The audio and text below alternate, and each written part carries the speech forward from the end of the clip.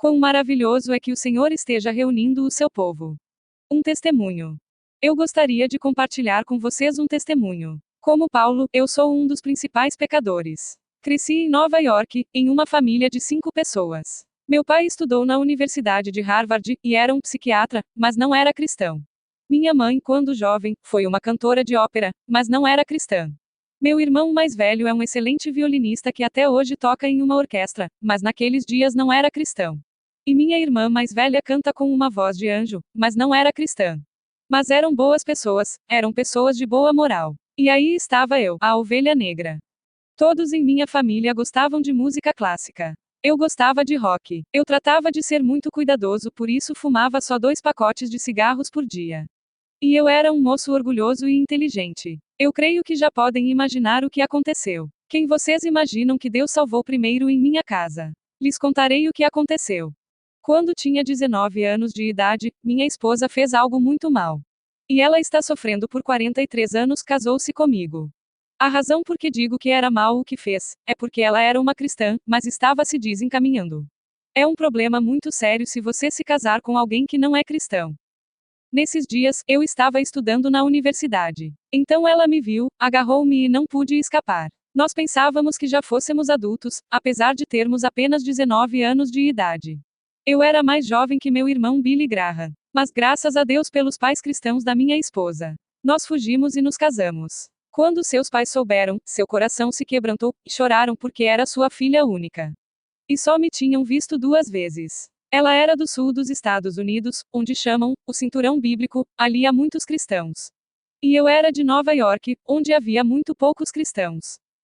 Mas minha sogra deixou para trás as suas lágrimas, e ficou sobre os seus joelhos. E disse, ainda que não sinta perdoá-lo, mas por fé perdoo esse homem. E meu sogro, que era diácono na igreja batista, ajoelhou-se chorando, tomou a sua Bíblia e a abriu em Romanos 8h28. E disse, Deus, esta é uma terrível situação, só tu podes reverter isto em algo bom. E sabem o que fizeram? Meu sogro e minha sogra nos convidaram para vivermos com eles. Aceitamos a oferta e continuamos indo à universidade. Eu fumava meus cigarros em sua casa. Minha sogra é alérgica à fumaça do cigarro, e nunca disse nada. Tudo o que fizeram foi me tratar com amor. Eu não sabia que minha sogra não me queria. Meu sogro só me pediu que fizesse uma coisa, por favor, vá à igreja com minha filha todo domingo. Eu lhe disse, bem, não há problemas. Eu nunca tinha estado nesse tipo de igreja. E fomos o primeiro domingo. Reuniam-se em um armazém, no centro da cidade. Era um lugar muito pequeno. Talvez houvesse umas 100 pessoas, e o pregador falava muito alto. Ele dizia, Jesus. Para mim era muito engraçado. Disse, não há problema, vou me entreter os domingos. Eles sabiam que havia alguns hinos que eu poderia cantar. A igreja tinha um coro de 7 pessoas. Louvavam ao Senhor, mas cantavam muito mal. Eram 3 homens e 4 mulheres, mas somente cantavam uma linha melódica, não faziam harmonizações de vozes. E pediram a mim e a minha esposa que nos uníssemos ao coro. Eu os disse, mas eu não sou um crente. Mas eles eram um testemunho para mim em cada ensaio do coro.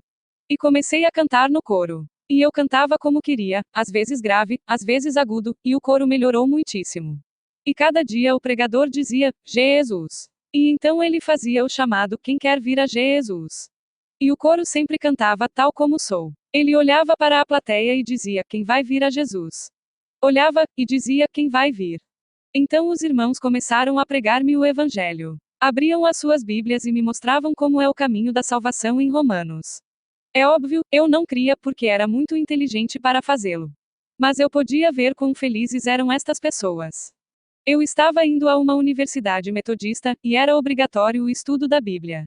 Havia ali um professor muito liberal. Ele dizia, esta parte não é verdade. Isto Jesus realmente não disse. Mas eu não tinha lido a Bíblia antes. Ele ensinava a Bíblia, mas não cria nela. Suas doutrinas eram complicadas. Mas quando eu voltava para casa, as pessoas com quem vivia criam na Bíblia totalmente, e a vida dos meus sogros era simples e feliz, mais bela que a vida do meu professor. Então comecei a ler a Bíblia com novos olhos. Depois de um ano, uma noite, o Espírito Santo pressionou meu peito muito pesadamente. Estava ocorrendo um avivamento na igreja, e Deus me persuadiu. Eu tinha 20 anos de idade, e me ajoelhei pela primeira vez em minha vida. Disse, querido Deus, e comecei a chorar. E fiquei envergonhado. Ainda que eu estivesse sozinho, nesse momento percebi quão mau é o pecado do orgulho. Deus é o que me criou e enviou a seu filho para morrer por mim. Em toda a minha vida, eu nunca me tinha ajoelhado e pedi a Jesus que entrasse em minha vida. E eu fui salvo. Contei ao meu sogro. Contei para a minha esposa, e ela não ficou muito feliz. Mas meu sogro estava muito contente. E me disse: chama a seu pai em Nova York e conte para ele. E lhe disse: papai, fui salvo. Meu pai não sabia o que significa ser salvo, e me respondeu: que bom. Em que banco depositou algo? Era um cristão fazia apenas 2 meses quando minha mãe veio de Nova York para nos visitar. Ela era ministra em uma seita chamada Ciência Cristã. Mas quando ela chegou, viu o amor dos irmãos na igreja. E um dia lhe disse: mamãe, você tem uma voz tão bela. Se você conhecesse a Deus, poderia cantar para ele. Naquele domingo ela foi à igreja. Júlia e eu estávamos cantando no coro. O pastor pregava Jesus. E disse: quem vai vir para Jesus? E minha mãe foi. Quão grande é a graça de Deus. Ela abandonou a ciência cristã, começou a nutrir-se da Bíblia, e Deus lhe deu de uma maneira soberana o poder do Espírito Santo. Por 10 anos, ela foi uma serva de Deus. Agora, ela está cantando no céu. Mas quando voltou para Nova York, levou meu pai a uma igreja, e ele ouviu a pregação do Evangelho. No final do culto, o pregador estava à porta da igreja para cumprimentar. Meu pai foi onde ele estava. Minha mãe o apresentou. E o pregador lhe disse: Dr. Condon, você quer receber a Jesus como seu Salvador?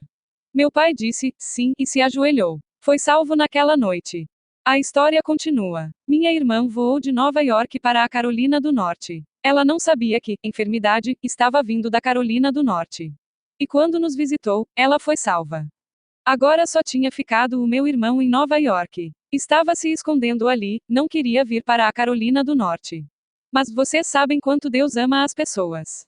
Meu sogro se juntou com um amigo cristão, e compraram 2 passagens de avião para Nova York. Ali alugaram um automóvel e se dirigiram até a casa dos meus pais. Deram testemunho ao meu irmão, e ele foi salvo. Voltaram no mesmo dia para a sua casa. Quanto Deus ama as pessoas. Há pessoas que estão dispostas a sacrificar $1000 para dar testemunho a uma só pessoa. Bendito seja Deus. Então toda a minha família foi salva. Agora 3 deles já estão no céu. Graças a Deus, eu tenho algo que aguardo ver um dia. Eu estava nessa igreja batista e comecei a compartilhar com o meu sogro.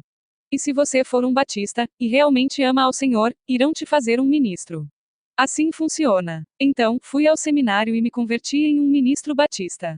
Saí do seminário e comecei a pregar o Evangelho, mas então enfrentei um problema: o Espírito Santo me encheu. Mas na igreja batista em que eu estava, não gostavam muito daquilo, de ser cheio do Espírito Santo. Para alguns batistas não importa o que é, contanto que louve a Jesus. Mas estes batistas com quem me reunia eram um pouco frios. Então, abandonei o ministério. Nessa época, eu tinha um grupo de música cristã, e começamos a viajar pregando o Evangelho.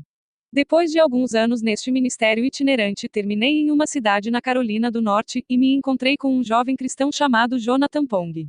Ele me convidou para um estudo bíblico, e eu fui. Ali o irmão Stephen Kaung estava compartilhando. A igreja não é só o corpo de Cristo, é Cristo. Eu era um pregador do Evangelho, era um servo de Deus em seu reino, era pastor em uma igreja, mas meus olhos não tinham sido abertos para a plenitude da igreja. E à medida que o irmão Stephen Kaung vinha uma vez ao mês para compartilhar, meu coração começou a abrir-se e alargar-se para o Senhor. Eu já conhecia a Cristo como Salvador, já o conhecia como aquele que morava em mim, já conhecia a unção de Cristo, mas um dia vi o Cristo mais lindo que jamais tinha visto. Um dia em que o irmão Stephen Kaung estava pregando a passagem de 1 Coríntios 12 sobre a igreja, o corpo de Cristo, e chegou ao versículo 12 que eu tinha lido muitas vezes. Mas esse dia Deus abriu os meus olhos. 1 Coríntios 12h12, porque assim como o corpo é um, e tem muitos membros, mas todos os membros do corpo, sendo muitos, são um só corpo, assim também é Cristo. Eu entendia o que era o corpo de Cristo, cria no corpo de Cristo, e estava tentando ajudar irmãos e irmãs a funcionar no corpo de Cristo, mas eu não entendia o que era a igreja. E nesse momento, este versículo abriu o meu entendimento, e vi o Cristo mais lindo que jamais tinha visto. É quando compreendi por este versículo que a igreja não é o corpo de Cristo. Você sabe que a igreja é o corpo de Cristo, mas isso é em seu funcionamento prático. Mas em sua essência, a igreja não é só o corpo de Cristo, a igreja é Cristo. Quando eu vi isso, vi algo que mudou toda a minha vida.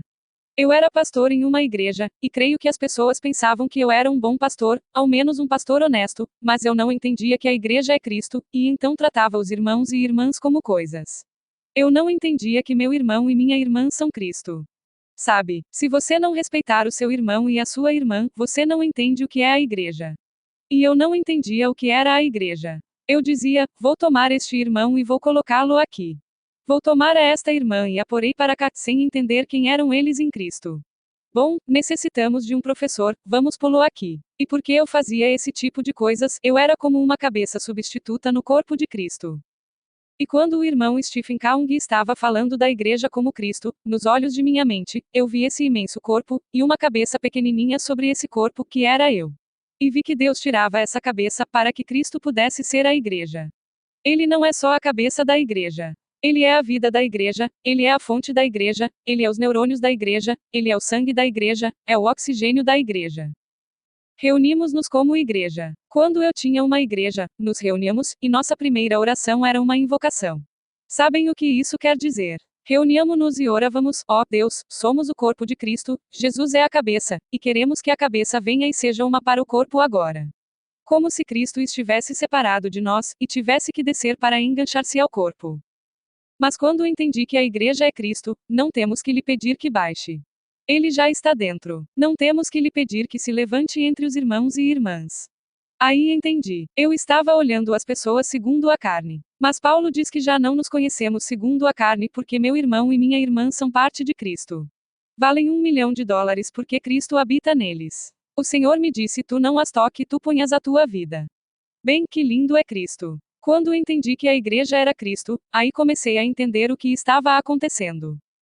Às vezes nós não o compreendemos, mas ele está no pleno controle.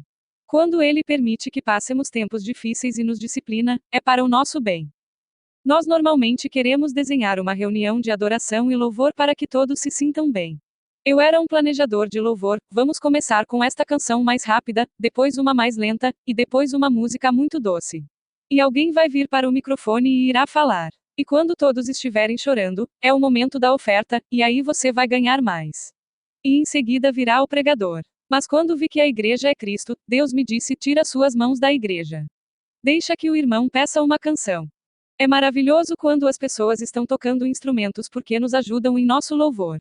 Quando as pessoas nos ajudam em nosso louvor, é maravilhoso. Mas com toda segurança, vocês já viram adoradores profissionais. Isso não é o que o Senhor está procurando. Ele não quer que as pessoas estejam sendo entretidas por uma banda. Ele quer que o irmão menor que se senta atrás possa abrir sua boca e dizer: Jesus me ama.